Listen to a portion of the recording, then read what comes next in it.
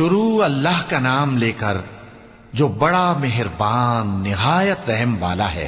आफताब की रोशनी की कसम और रात की तारीकी की कसम जब वो छा जाए।